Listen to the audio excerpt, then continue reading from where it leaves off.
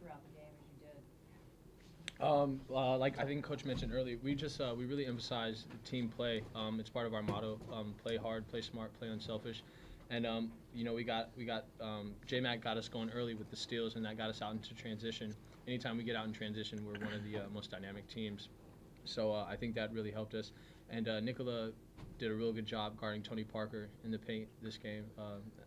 He struggled with him in the past, but he really took the initiative this game. So I think it definitely started on the defensive end. Do you guys think now you understand 10 games into the season? Come on, Kristen. Sorry about that. Sorry. No, the question is now that it's 10 games into the league, Right. do you guys feel like you're starting to understand to be poised and how to win close games now compared to earlier in the season? Yeah, I definitely think it's still a process to say that we've reached our ceiling. I don't think that's the case, but definitely yeah, that's sort of a major improvement from last year. We couldn't close games. We were in a bunch of games. We just didn't have the maturity, like you mentioned, the poise. And it seems that we end up making the right decision at at crucial times when we need to. So I think we could attribute that. So. Elijah joked that games here used to be so quiet you could hear the popcorn fall on the floor. What was it like to play in front of a crowd like that tonight?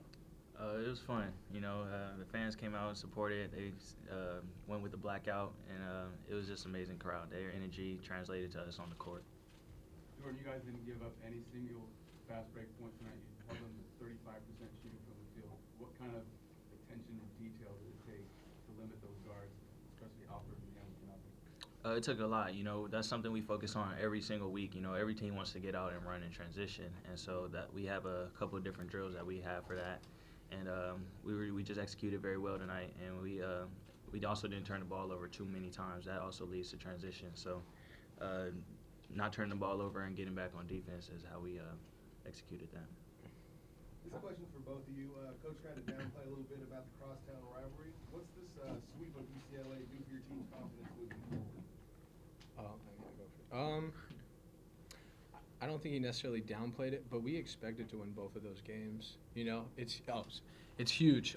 It's definitely huge, but we expect to win every single game that we play in. Whether we play defense or not is usually the determining factor. But it's definitely nice to see 10,000 at Galen. I can't remember the last time it was like that, and so we're definitely gonna hit the road tonight and celebrate. So. Yeah, the Crosstown rivalry, it speaks for itself. It's huge that we won both games. We got the sweep. They beat us past year. So, it's good to keep in the back of our minds. But, we got to just move on going forward.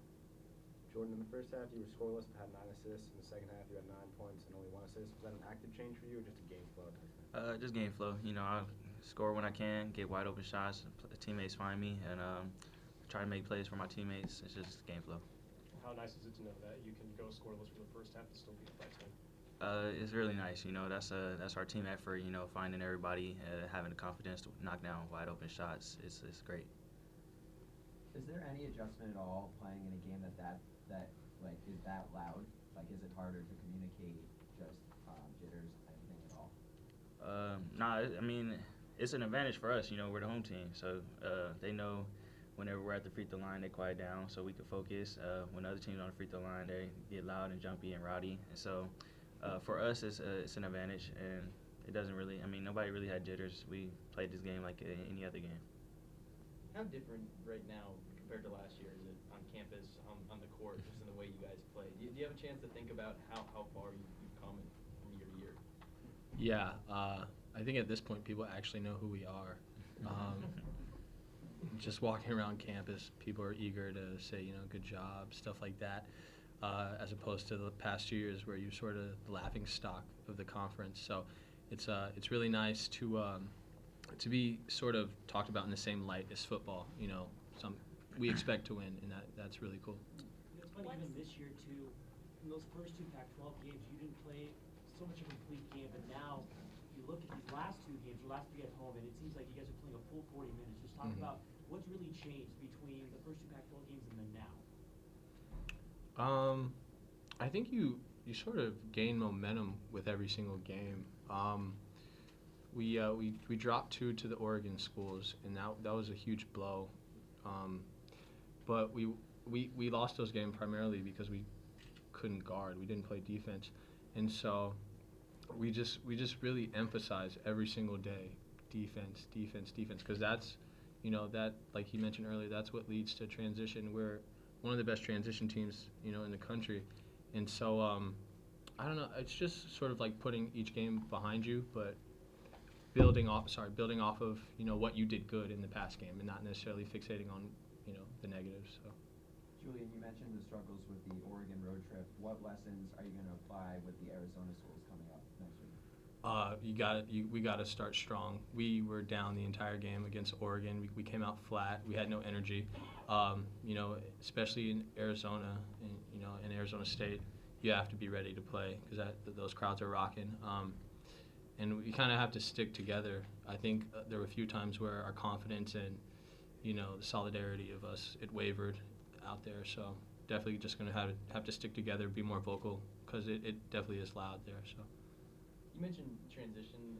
How can you see the speed of this team in the transition game affecting opponents like UCLA? Well, usually teams who are good in transition hate to guard other teams who are good as well. And UCLA is a great team, but I mean, it's just what it is. They don't like to guard. Not too many teams like guarding for a full 35 seconds. So any advantage we have pushing the ball, we're definitely going to try to. So. Do you see it wear down teams at all as the game goes on? Most definitely. I think that's what Oregon did to us. And you saw what happened. We're down the entire game. So. A question for Julian. A welcome addition with the freshman now maturing at this point of the season. It's really created a nice flow, good depth for you. Yeah. Speak about their kind of contributions thus far in the season. Yeah. Speaking of Boatwright and Right. I think with Boatwright, he's so versatile. He's able to space the floor for us. We didn't have that last year. And with his size, he can also rebound, guard bigs. So that's huge. And then Chimezi Metu is just a freak athlete. I mean, he stops and prevents so many baskets just with his length and how active he is. Anytime like ball screen situations, all we have to do is like throw it up to Chimezi, and that's such a relief because we've never had that. Me and Jordan, whenever we penetrate, Benny always pretty much knocks it down, and that's huge. So. You guys did a really good job of guarding Alfred and Hamilton tonight again.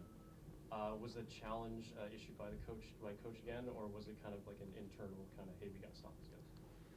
Yeah, it was a huge emphasis.